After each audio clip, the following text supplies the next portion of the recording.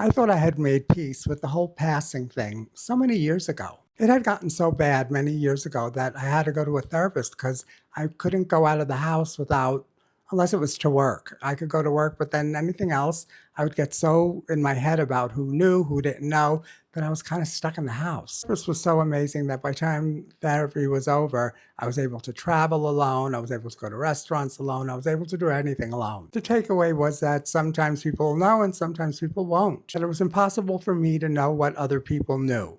Whether they knew or they didn't wasn't for me to know because even if they knew, they didn't have to be anything besides nice to me. They didn't have to tell me. Sometimes they didn't want to tell you because they knew, but they didn't want to hurt your feelings, maybe. You can think whatever you want, you can believe whatever you want, but it's impossible to really, really know. So why worry about it? And an older trans woman told me it's best to just assume that everybody knows, not to assume you pass. It's safer that way, and you aren't stuck in the wondering all the time. In a weird way, assuming that everybody knows is a way that you give yourself back your power. You're not giving it away, wondering what everybody else is thinking. Since then, that's how I've lived my life, and in a weird way, it freed me from the whole clocking conversation. Then, when I began traveling, I wondered, will I translate in those other countries? And I did. In most countries, nobody paid me any mind. But now that I'm living in another country, things have changed. I'm getting clocked all the time. Here I get clocked constantly and almost by everybody. I'm not being clocked for being trans, though. Being clocked as trans hasn't been an issue at all. Getting clocked as American has. Anywhere I go,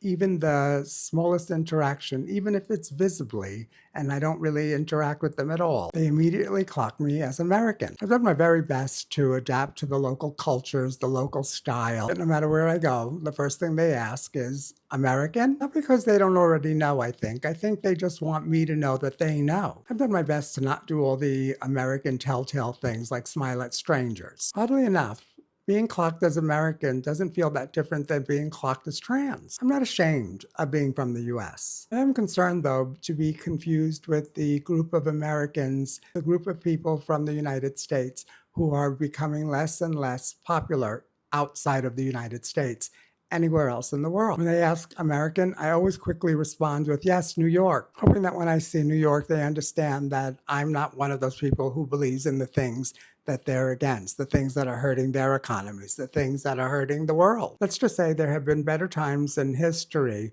to be an American abroad. I think that most people from the US realize how unpopular we're becoming across the world. It's just so weird after all those years that clocking wasn't an issue for me that all of a sudden now it is, again, only for a completely different reason.